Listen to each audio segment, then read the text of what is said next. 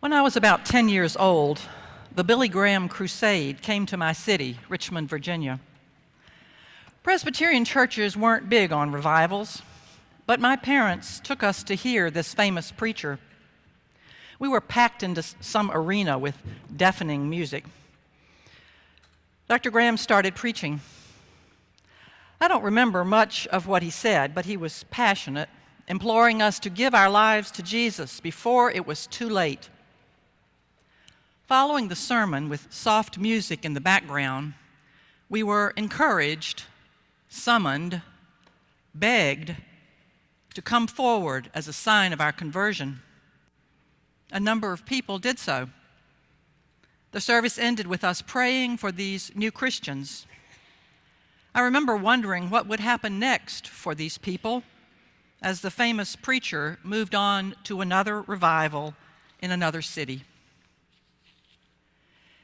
Maybe you have had similar experiences of revivals and religious rallies, probably not so much in the Episcopal Church. We are usually recognized as new Christians in our baptisms. We make profession of faith using the words of creeds, and our altar calls tend to bring us to communion. Different liturgical expressions which perhaps have similar outcomes, giving us public opportunities to identify with Christ and His church. But as I did as a child, I wonder about follow-up, about the role of the community in helping support what may be highly individualistic experiences of conversion.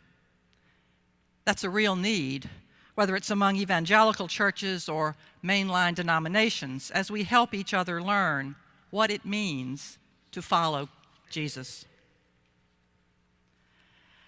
Our first lesson today depicts a revival of sorts. After long years of wandering in the wilderness and bloody conquests, the people of Israel are establishing themselves in their homeland. Joshua brings the leaders and people together to renew their covenant with God, to affirm their identity as God's people, and to promise to live in obedience to Yahweh. That is what will hold them together as a nation of disparate tribes. He puts the challenge to the assembled community, recalling all that God has done for them in leading them out of slavery and protecting them in the wilderness. He calls on them to put aside the gods of their previous home in Egypt, as well as the rival gods of their new neighbors. Choose this day whom you will serve. Joshua's challenge to the people is countercultural. The religions of the ancient Middle East centered on gods who were limited to a particular geography. Every land or tribe had its own gods who were their guardians and to whom they paid tribute. Moving to a new land meant finding the gods of that territory. But the Israelites see themselves as the people of Yahweh, the one God, who called Abraham out of Mesopotamia, who watched over them in Egypt, and who has now brought them back into Canaan. Their allegiance relies on this story of faithfulness to the God who transcends any particular location and is close to them wherever they go. This may seem a quaint story based on primitive understandings of gods that don't translate to our own times. But there's a message for us today. Maybe we don't use the language of gods or idols, but clearly there are ideologies and values around us that draw us away from God as they compete for our allegiance. Maybe it's the God of wealth that drives us to endless hours of work and worry that damage our family relationships and obliterate our trust in God's abundance.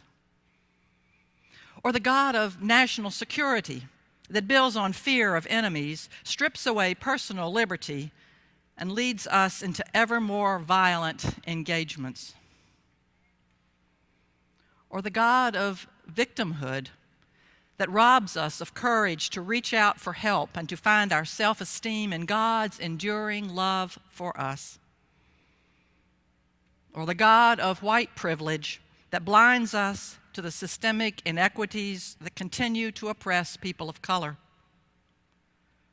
Or the God of happiness that fails us when suffering and sorrow overtake us, leaving us alone and helpless? Unmasking the false gods and choosing to serve the one true God is often complex and not obvious. Nor is it a one-time decision. It's a lifelong challenge to discern God's call to us and to respond faithfully. The paradox is that God's call to us is both sacrificial and life-giving. We are challenged to give up the gods around us, the appeal of easy answers and comfortable patterns, and respond to the God who demands our ultimate loyalty. It is the first commandment. You will have no other gods before me. That is the challenge.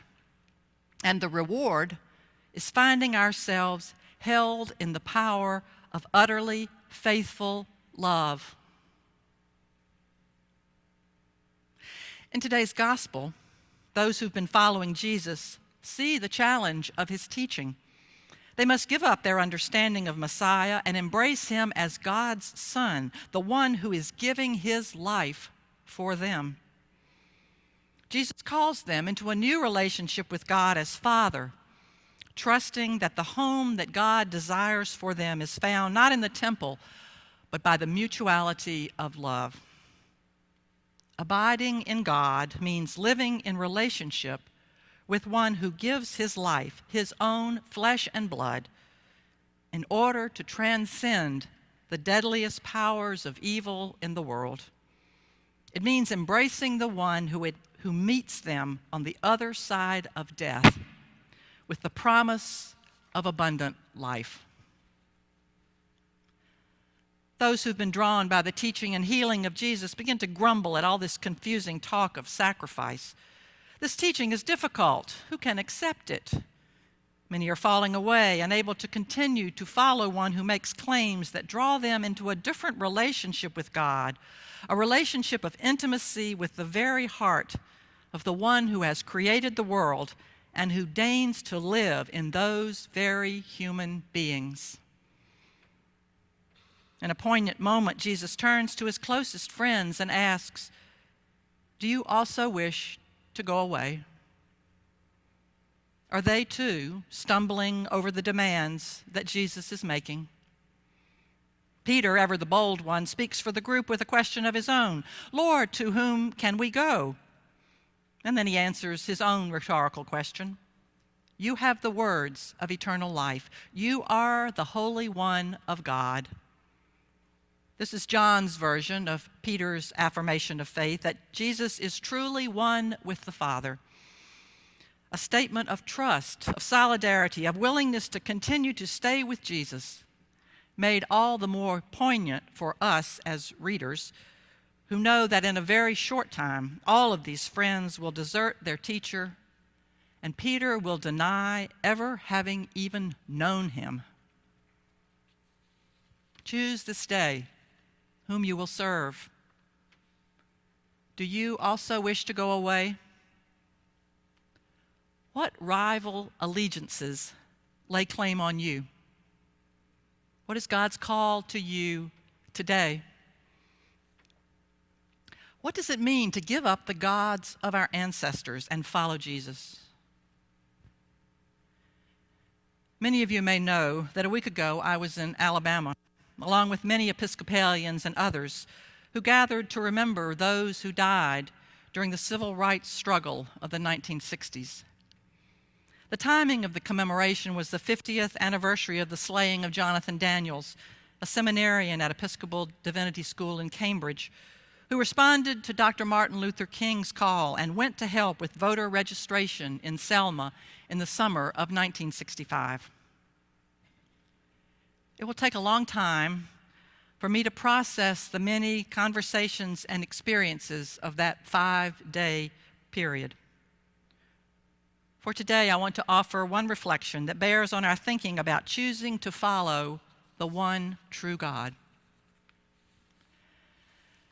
As part of our pilgrimage, we spent a morning in Selma, crossing the Edmund Pettus Bridge and touring the beautiful church, St. Paul's Episcopal, which Jonathan attended while he was living in Selma.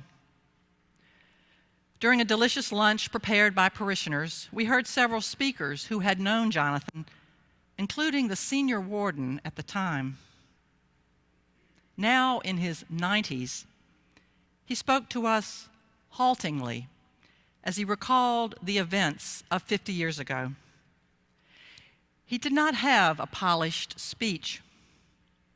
It seemed to me he was continuing to try to understand the meaning of those days. Jonathan attended St. Paul's and befriended many parishioners, even though they were leery of his work with the outside agitators. Jonathan's writings made clear that he was trying to understand the entire community, not just the black people with whom he was living and working. The senior warden noticed this, that Jonathan was not aggressive in his approach to the parishioners, even though he was firmly committed to working for racial justice. One Sunday, Jonathan brought two black young people with whose family he was living, brought them to church, and they were refused admittance.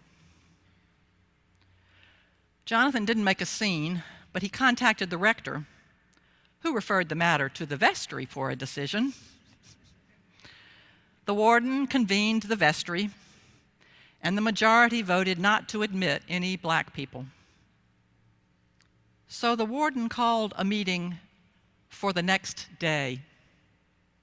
He did this, he recalled, for 4 or 5 days in succession, each time gaining a vote or two for admittance. Finally, there was a majority of 1 voting in favor of integrating the church service. The following Sunday, Jonathan came again with his friends.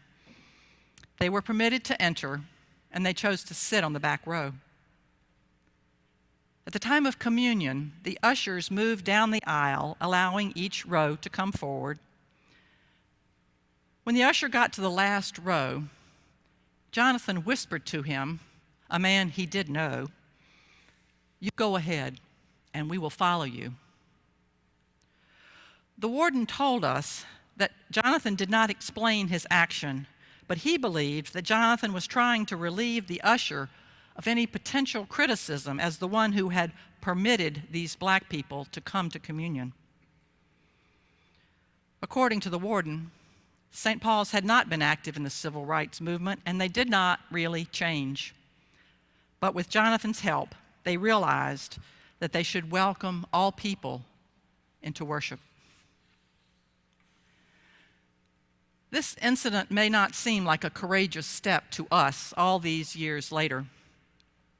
But as Jonathan mused in his writings, I came there as a young man who had grown up in New Hampshire, in a town with no black residents and no experience with living in the midst of cultural and political upheaval. I wanted to work for justice, and I wanted to understand the history and the people on all sides of the struggle.